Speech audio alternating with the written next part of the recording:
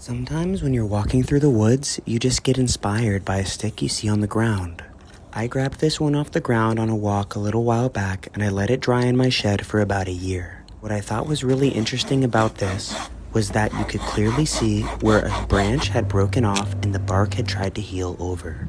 I'm gonna make a pipe out of this. I selected my length, snapped off the pieces I didn't need, and I got out my favorite carving knife set. I have a link to this set in my profile. It's one of the best ones I've found if you're just getting started. Like I said, I really wanted to preserve the natural beauty of where the bark had tried to heal over the broken branch, so I separated where I wanted to keep natural and where I wanted to finish with my carving knife. During the drying process, some of the wood had shrunken away from the bark, and so I was able to pull it off with my hand. I made sure the bark around the area I wanted to preserve was sturdy, and I got to work carving away any excess surface bark. In my experience with live oak branches, there's a layer of bark and wood on the outside that's not so pretty and not so easy to finish. You have to dig down to get to the good stuff. I started working away at my bowl, but again, wanted to work extra carefully to preserve the healed bark over the branch. So with a little bit of precision and a lot of patience, I took my knife and I carved away at the bowl.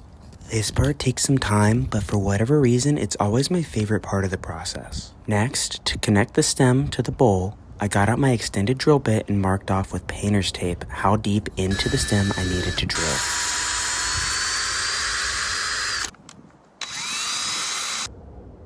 Now that the stem and bowl are connected, I can carve my stem down into a proper shape that actually looks really nice. I carve down a few centimeters deep all the way around the stem, and I carve a mouthpiece down so that it's easier to use.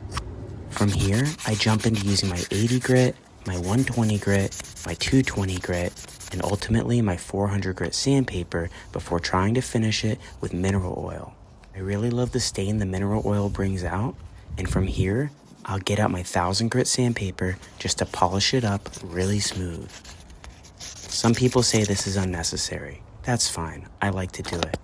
I take some orange oil with beeswax and I finish to give it a nice glisten and a great smell. Check this thing out. Would you ever carve something like this?